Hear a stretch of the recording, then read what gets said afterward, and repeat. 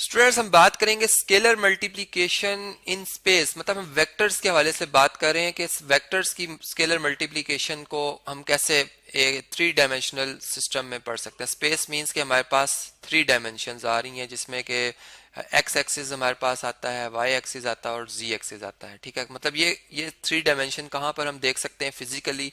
हम ऐसा देख सकते हैं कि जैसे एक बर्ड या एक एरोप्लेन को अगर हम या बटरफ्लाई को उड़ते हुए अगर हम देखें तो वो बेसिकली हमारे पास क्या है, वो 3D सिस्टम में है। ठीक है, चलिए मैं यहाँ पर, बल्कि ये मैंने फुटबॉल की पिक्चर ली हुई है, इसको मैं रेस करता हूँ। हम यहाँ पे बटरफ्लाई की पिक्चर लेते हैं, ज़्यादा सूट सूट करेगी यहाँ पर। ठीक है, एक बटरफ्लाई है, ठीक है, जो कि हम उड़ती हुई देख रहे हैं इसे। अब ऐसा कि ये मैं इस जगह पे खड़ा हूँ, ठीक है, मैं इस जगह पे खड़ा हूँ या कोई भी पर्सन इस जगह पे खड़ा है। ठीक है, तो अब उस पर्सन के लिहाज से ये जो हमारे पास ऑब्जेक्ट है, ठीक है, ये जो हमारे पास ऑब्जेक्ट है इसकी कोई मतलब पोजीशन है। ठीक है, और वो पोजीशन अगर मैंने सही सही बतानी है तो मुझे थ्री डायमेंशनल जो कोऑर्डिनेट्स हैं उनके हवाले से इसको मापते हुए बताना है। ठीक है, मतलब मैं यूं कहूँगा कि ये मेरा वाई एक्सिस है। ठीक है, मतलब रीडर की तरफ जो एक्स लाइन बनेगी, जैसा ये मैंने ड्रॉ की, ये एक्स एक्सिस होती है, और जो अबव होगी ये हमारी वाई, ये हमारी जी एक्सिस होगा। ठीक है, ये हमारी क्या होगी, जो कि म्यूचुअली तीनों ही आपस में म्यूचुअली परपेंडिकुलर्स होती हैं। ये जेड एक्सिस आ गया। तो ये जैसे मैंने पिछले प्रीवियस लेक्चर्स में आपको बताया कि ये फर्ज करें ये बटरफ्लाई इस पोजीशन ए पर है और ये ओरिजिन है हमारा। चूंकि इसमें मैं long X axis, Y axis, Z axis तीनों ही कोऑर्डिनेट्स के हवाले से मैं जीरो जीरो डिस्टेंस मैंने तय किया हुआ, मेरा स्टार्ट है, तो मैं इसलिए जीरो जीरो जीरो लिखूंगा, ओरिजिन है मेरा। ठीक है, और ये जो एक खास एक डायरेक्शन शो हो रही है, चूंकि वेक्टर में आप जानते हैं मैग्नीट्यूड डायरेक्शन दोनों की जरूरत होती है, तो ये पोजीशन वेक्टर है ए। ठीक है, जो कि हम कैसे बता सकते हैं, यहाँ से परपेंडिकुलर थ्रो करेंगे एक्स वाई प्लेन के ऊपर। ठीक है, ये हमारा एक्स वाई प्लेन है, फर्ज करें ये यहाँ पर इसे 90 का एंगल बनाता है। तो इस पी पॉइंट के जो कोऑर्डिनेट्स हैं वो तो आप जानते हैं एक्स वाई प्लेन में कि आप अगर यहाँ से परपेंडिकुलर थ्रो कर लें एक्स एक्सिस के ऊपर, ठीक है, तो ये जो डिस्टेंस इसने एक्स एक्सिस के लॉन्ग तय किया हुआ है, ठीक है, ये एक्स कोऑर्डिनेट होगा, ये वाई होगा, और ये जो येलो कलर में ये जी एक्सिस है। ठीक है, तो पी पॉइंट के कोऑर्डिनेट्स आएंगे एक्स वाई, जबकि ए पॉइंट्स के आ जाएंगे एक्स वाई एंड जी। ठीक है, एक्स वाई एंड जी,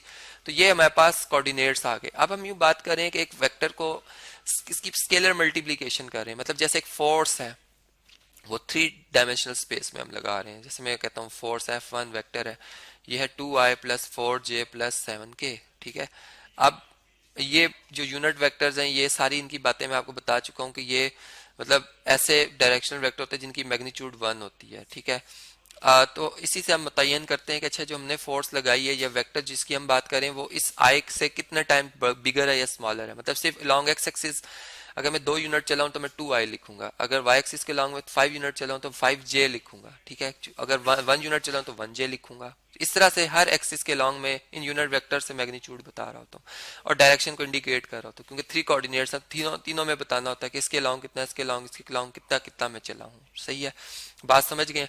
अब मैं स्केलर मल्टीप्लीकेशन करता हूँ, मैं इस फोर्स को 1 से मल्टीप्लाई करता हूँ। ठीक है, पॉजिटिव 1 से, तो मेरे पास वापस यही नंबर आ जाएगा। मतलब ये 1 आई कंपोनेंट से भी जे मतलब जो जे एक्सिस के जे वेक्टर के लॉन्ग में चल रहा हूँ, डिस्टेंस कवर कर रहा हूँ, और जो के वेक्टर के लॉन्ग चल रहा हूँ वो उतना सेम ही रहेंगे। तो मैं कह सकता हूँ कि ये वेक्टर जो F1 है और ये वाला वेक्टर जो F2 है, चले इसको मैं मल्टीप्लाई के बाद होने के बाद जो रिजल्ट आ रहा है F2 अगर कह भी देता हूँ तो ये वेक्टर सेम है। और हमें पता चलता है तो दो वेक्टर्स कब इक्वल होते हैं, जब उनकी पोजीशन सेम होती है। मतलब कि अगर मैं इस कोऑर्डिनेट्स के वाले से यूं बात करूं कि बी पॉइंट भी कोइंसाइड कर जाए, इसी पॉइंट पर आ जाए, तो इसके भी एक्स कोऑर्डिनेट एक्स होगा, वाई वाई होगा, जी जी होगा। ठीक है, तो दोनों पॉइंट एक ही जगह पर। इसी तरह दो वेक्टर्स का सेम होने का मतलब यही है कि दोनों की पोजीशन सेम है।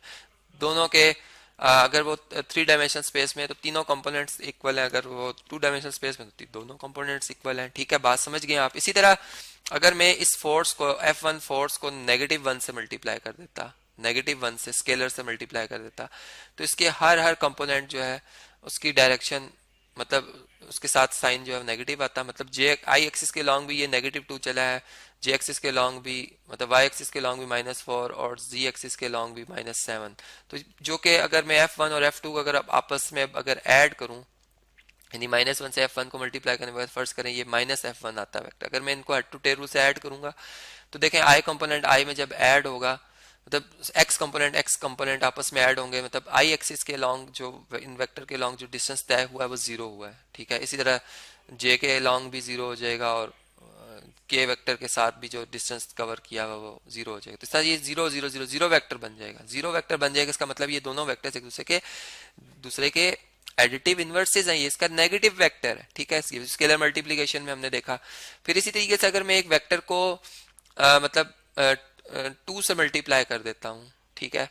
चले मैं इस पिक्चर को यहाँ से कॉपी करता हूँ, यहाँ से इसे कॉपी कर लेता हूँ, इसकी मुझे भी ज़रूरत पड़ेगी। और अब हम नेक्स्ट स्क्रीन के ऊपर इसको डिस्कस करते हैं आपसे, ठीक है। फर्ज करें कि मैं यहाँ पर, चलें स्क्रीन को भी रेस करते हैं, ये z भी लिख लेते हैं, ये x y एंड z आ रहा था। अच्छा जी, अब मैं यूँ बात कर रहा हूँ कि अगर एक वेक्टर f है, ठीक है, f1 है, मैंने देखा ये है 2i plus 4j minus 3k, ठीक है। अब ये प्लस 3k है, ठीक है। फर्ज करें, मतलब कुछ भी लिख सकते हैं, साइन कुछ भी हो सकता है, इससे कोई फर्क नहीं पड़ता। अगर मैं 3 टाइम्स f1 कर रहा हूँ तो इसका मतलब है कि इसको मैं 3 टाइम्स एनलार्ज कर रहा हूँ, डायरेक्शन सेम रहेगी, ठीक है। फर्ज करें कि ये पॉइंट मेरा जो है ना ये f1 था, ठीक है। ये पॉइंट क्या था मेरा, f1 था, बल्कि यहाँ पर ले लेते हैं f1 यहाँ पर है, ठीक है। ये फर्ज करें मेरा ये पॉइंट f1 है, और जब मैं इसको 3 टाइम्स एनलार्ज करूंगा तो ये इसका डबल हो जाएगा, मतलब ये 2 टाइम्स हो गया और ये यहाँ पर आकर 3 टाइम हो जाएगा, तो ये हमारा आ जाएगा f2 वेक्टर, ठीक है, f2 की पोजीशन, ठीक है। तो f1 पॉइंट्स के कोऑर्डिनेट्स अगर ये है हमारे पास 2 4 3, तो इसको 3 से मल्टीप्लाई करने का मतलब है कि अलॉन्ग एक्स एक्सिस भी ये 6 यूनिट चलेगा, ठीक है। मतलब ये f2 के अगर कोऑर्डिनेट्स देखें तो वो 6 और 4 3 टाइम 12 और 3 टाइम 9। देखें अब मैं इस बात को इस तरह से समझाता हूँ। देखें 3 से जब फैक्टर को मल्टीप्लाई किया तो इसके हर कंपोनेंट जो है वो इंक्रीज कर गया 3 time, 6i plus 12j plus 9k, ठीक है। और यही बात हम यहाँ से भी समझ सकते हैं। देखें अब मैं अगर यहाँ से परपेंडिकुलर थ्रो करूँ तो देखें आपको यहाँ से एक तो हाइट में फ़र्क नज़र आएगा, f1 और f2 की हाइट में आपको वाज़े फ़र्क नज़र आएगा। देखें f1 की ये हाइट है और f2 की हाइट उससे 3 गुना ज़्यादा है, ठीक है। मतलब ये डिस्टेंस हमारा अगर 3 है तो ये वाला डिस्टेंस आपको 9 नज़र आ रहा है, ठीक है। इसी तरह यहाँ से आप अगर परपेंडिकुलर थ्रो करें एक्स एक्सिस के ऊपर तो ये वाला डिस्टेंस जो लॉन्ग एक्स एक्सिस इसने तय किया हुआ ग्रीन कलर में, ये वाला इस f1 पॉइंट ने, ये 2 है। तो इसके मुकाबले में अगर आप ये देखें यहाँ से अगर आप परपेंडिकुलर थ्रो करें एक्स एक्सिस के ऊपर, ठीक है, तो ये वाला जो डिस्टेंस है, बल्कि इसको मैं थोड़ा सा और ये डाउन आएगा, ठीक है। मैंने इसको शॉर्ट शो किया है। यहाँ से देखें ये वाला डिस्टेंस अगर 2 है तो यहाँ पर आएगा, ठीक है। ये जो हमने परपेंडिकुलर थ्रो किया ये यहाँ पर आएगा, तो ये देखें ये यहाँ से अगर हम परपेंडिकुलर थ्रो करें तो ये यहाँ तक है, मतलब ये डिस्टेंस 1 2 3 टाइम्स हो गया, तो ये 6 बनता है, ठीक है। ये देखें इसने ये 6, इसका कोऑर्डिनेट 6 बनेगा एक्स एक्सिस के लॉन्ग। इसलिए वाई एक्सिस के लॉन्ग अगर आप देखें तो ये इस पॉइंट का अगर 4 है तो इसमें देखें मजीद इतना ही ऐड करें, ये कितना हो जाएगा 8 हो जाएगा, और फिर इसमें इतना ही ऐड करें तो ये देखें ये पूरा उसका 3 टाइम एनलार्ज हो गया, मतलब ये 3 सॉरी ये 4 फिर अगेन 4 8 और ये 12। तो यहाँ पर ये जो पॉइंट है अगर मैं इसके कोऑर्डिनेट्स बताऊँ आपको तो आप देख सकते हैं कि ये जो P1 पॉइंट है इसके x कोऑर्डिनेट बनेगा 6 और y कोऑर्डिनेट बनेगा इसका 12, और हाइट भी उसी हिसाब से आप देख सकते हैं कि ये पहले से अगर ये 3 थी, मतलब इतना डिस्टेंस अगर 3 था, 3 फिर 3 और फिर 3, तो ये देखें 9 हो गई है, ठीक है। ये नज़र भी आ रहा है, मैं मतलब इनको बज़ाहिर नज़र से भी देख सकते हैं। तो ये 6 12 9, तो ये वेक्टर को हम वेक्टर फॉर्म में भी और ऑर्डर पेयर ट्रिपल की फॉर्म में भी देख सकते हैं। पोजीशन के हवाले से भी वो अपनी पुरानी पोजीशन से 3 गुना ज़्यादा दूर हो जाती है, ठीक है। मतलब ओरिजिन के हवाले से हम बात कर रहे होते हैं, ओरिजिन के हवाले से, क्योंकि ये हमारा रेफरेंस है, ठीक है। तो उस लिहाज से भी आप देखें तो ये हमें स्केलर मल्टीप्लिकेशन जो है ग्राफिकली बिल्कुल सही समझ आती है। तो इसी तरह अब किसी नेगेटिव नंबर से या -1 से मल्टीप्लाई कर देना या +1 से मल्टीप्लाई करना, वो सारी बातें हमें समझ में आती हैं कि अच्छा इक्वल वेक्टर्स क्यों होते हैं, क्योंकि उनकी मैग्नीट्यूड इक्वल है, डायरेक्शन तो सेम है, ठीक है। मतलब उनके कंपोनेंट्स एक जैसे होते हैं। फिर क्योंकि खाली अगर मैग्नीट्यूड पे चले जाएं तो डायरेक्शन फिर मतलब बहुत इंपॉर्टेंट होती है वेक्टर्स के केस में, क्योंकि इसमें दोनों बातें अगर एक जैसी होंगी तब हम उन वो क्वांटिटीज को हम इक्वल कह रहे होते हैं। तो ये थी scalar multiplication of vector in space.